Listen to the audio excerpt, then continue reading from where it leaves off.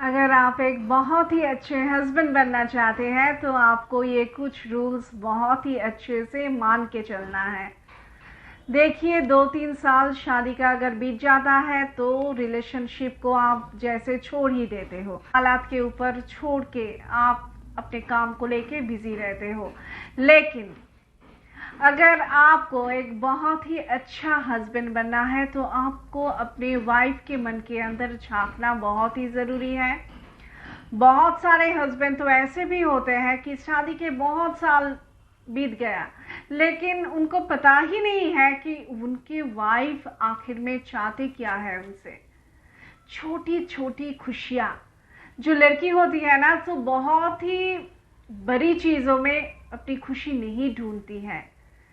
अगर पति का सच्चा प्यार उन्हें मिल जाए ना, तो उसे और कुछ भी नहीं चाहिए होता है।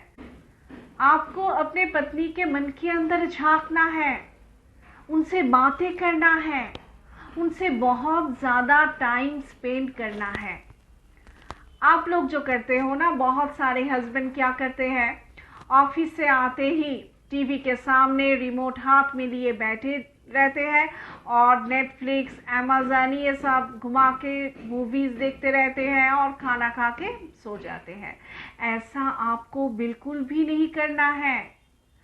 आपको ऑफिस से लौटने के बाद कुछ टाइम, मैं ये नहीं बोल रही हूँ कि पूरा का पूरा टाइम, कुछ टाइम आपको अपने पत्नी के साथ आराम से चाय पी के या फिर कॉफ़ी पी के बिताना है।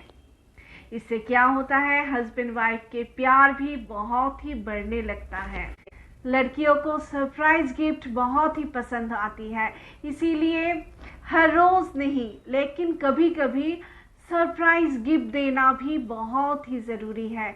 इससे क्या होता है, एक लड़की, एक वाइफ अगर खुश रहती है ना घर पे, तो वो घर जैसे स्वर्ग ही बन जाती है। इसीलिए पत्नी के छोटे छोटे बातों पर ध्यान आपको ही देना है। आपको मोबाइल का इस्तेमाल जितना भी कम हो सके घर में करना है।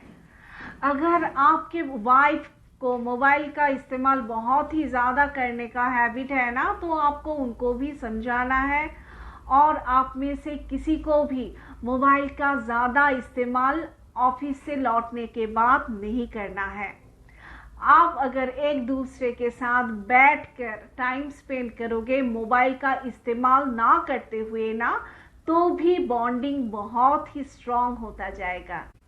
बहुत बार क्या होता है, बहुत सारे वाइफ बहुत ही खिचखिच करती है, इसीलिए बहुत सारे हस्बैंड ऐसे होते हैं कि ऑफिस के बाद बहुत सारे दोस्तों के मिलके या फिर ऑफिस कोलिग से टाइम स्पेंड करके फिर घर पे लौटते हैं, लेकिन कभी भी ये जानने की कोशिश नहीं करते हैं कि आपकी वाइफ आखिर में ये खिचखिच करती क्यों है। देखिए, लड़कियों में बहुत सारे हार्मोनल चेंजेस होती रहती है, इस वजह से लड़कियां बहुत बार बहुत ही ज़्यादा खिचखिच करने लगती है। तो आपको ये देखना है कि आपके वाइफ को क्या प्रॉब्लम है। अगर आपके वाइफ बहुत ही ज़्यादा आपके साथ खिचखिच करता है ना, तो आपको उन्हें डॉक्टर के पास लेके जाना है और डॉक्टर से कंसल्ट करना है, ना कि उनसे दूर भागना है।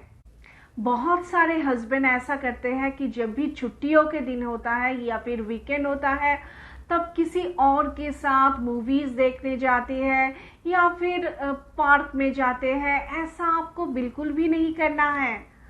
आपको वीकेंड अपने घर वालों के साथ, स्पेशली अपने पत्नी के साथ टाइम स्पेंड करना ही है। अगर आप एक ऐसे हस्बैंड हो ना कि छुट्टियों में भी सारे रिश्तेदार को साथ लेकर या फिर बच्चे को साथ लेकर ही सिर्फ घूमने जाते हो, ऐसा बिल्कुल भी मत कीजिए। कभी कभी सिर्फ आप और आपके पत्नी, अगर आप दोनों कहीं पे घूमने के लिए जाते हो, पार्क में जाते हो हाथ में हाथ पकड़ के, तो देखना वो पुराना वाला जो आपका प्यार है ना, वो वापस लौट के ज़रूर आएगा। लड़कियां जो होती है ना, अंदर से बहुत ही नरम दिल की होती है, इसीलिए बाहर चाहे कोई लड़की कितना भी हार्ड हो, लेकिन अंदर से बहुत ही कोमल, बहुत ही नरम होती है।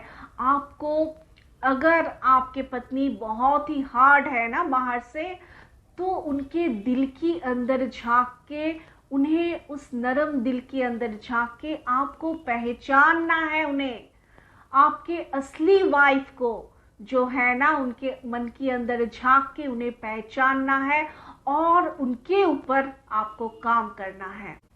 बहुत सारे हस्बैंड क्या करते हैं, बच्चे हो जाने के बाद बच्चे में ज़्यादा कंसंट्रेट करते हैं और अपने वाइफ की तरफ जैसे ध्यान देता ही नहीं है। ऐसा आप बिल्कुल भी मत कीजिए। अपने वाइफ के मन के अंदर देखिए, अपनी वाइफ को भी ध्यान दीजिए। बहुत सारे हस्बैंड ऐसे होते हैं कि अपने वाइफ के घर वालों को बिल्कुल भी रेस्पेक्ट नहीं करते हैं।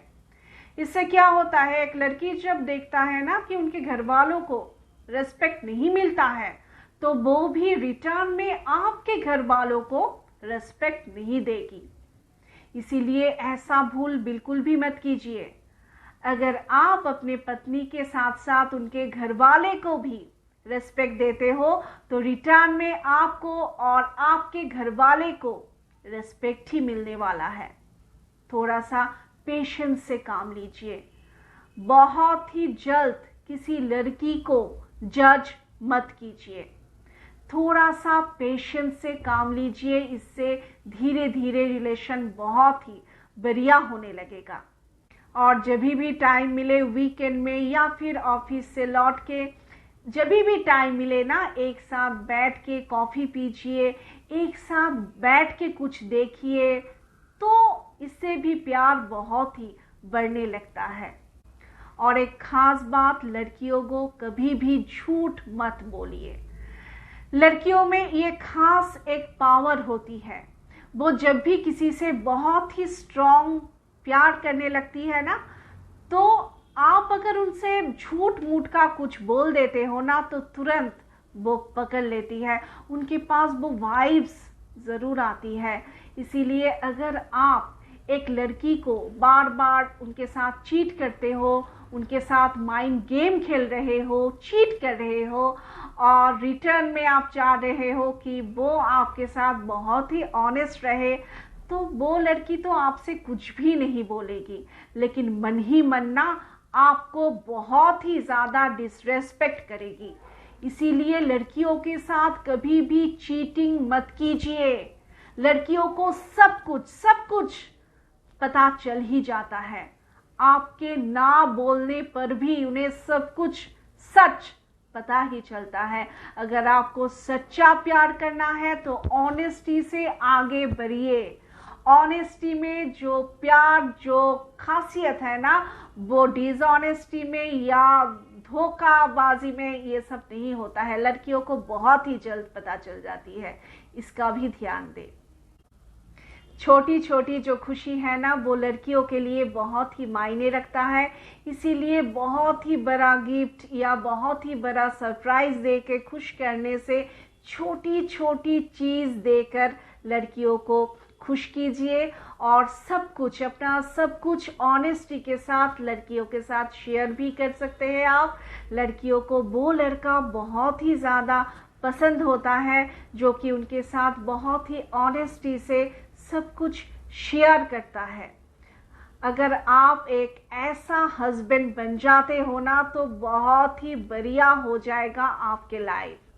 आप अगर रिश्तों में इन छोटी छोटी बातों पर बहुत ही ज़्यादा ध्यान दोगे और सुबह के टाइम और शाम के टाइम अपने बीवी से थोड़ा सा ही प्यार भी जताओगे, तो देखना इससे आप दोनों का जो बॉन्डिंग है बहुत ही स्ट्रॉन्ग बनता जाएगा और आपका जो घर है वो एक स्वर्ग जैसा सुंदर बनता जाएगा।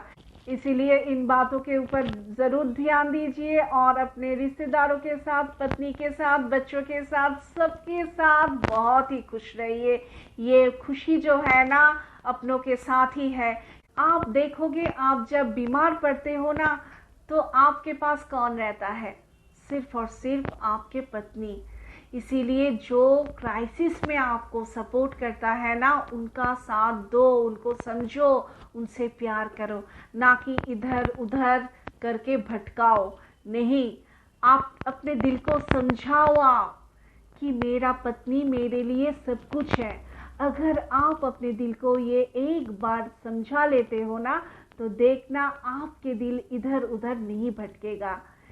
अपनी पत्नी के साथ बहुत ही खुश रहो, बहुत ही अच्छे से टाइम स्पेंड करो और सबको लेकर जिंदगी में बहुत ही अच्छे से रहो। Best of luck.